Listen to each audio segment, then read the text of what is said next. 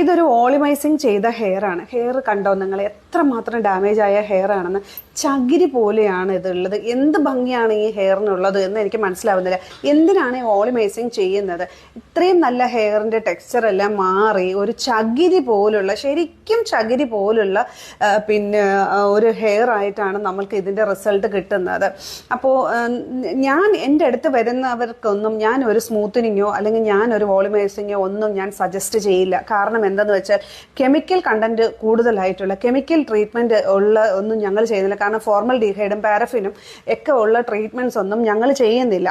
അപ്പോൾ അതുകൊണ്ട് ഇങ്ങനത്തെ ട്രീറ്റ്മെൻറ്റ്സ് ഒന്നും ഞാൻ സജസ്റ്റ് ചെയ്യാറുമില്ല. ഇങ്ങനെ വന്നൊരു ഹെയർ ആണിത്. അപ്പം ഞാൻ ബോട്ടോക്സ് ആണ് ചെയ്തത്. ബോട്ടോക്സ് ആയാലും കെരാറ്റിൻ ആയാലും നാനോപ്ലാസ്റ്റി ആയാലും ഫോർമൽ ഡീഹൈഡും പാരഫിൻ ഫ്രീയും ആണ്. അപ്പം നമുക്ക് യാതൊരുവിധ ഹാംഫുൾ കെമിക്കൽസും നമ്മൾക്ക് എഫക്റ്റ് ചെയ്യുകയോ നമ്മുടെ ഹെയർ ഡാമേജ് ആക്കുകയോ അല്ലെങ്കിൽ നമുക്ക് യാതൊരുവിധ ഹെൽത്ത് ഇഷ്യൂസോ ഒന്നും ഇതുകൊണ്ട് ഒരിക്കലും വരത്തില്ല. അപ്പോൾ ചെയ്ത് കഴിഞ്ഞിട്ടുള്ള റിസൾട്ടാണ് നിങ്ങൾ കാണുന്നത്.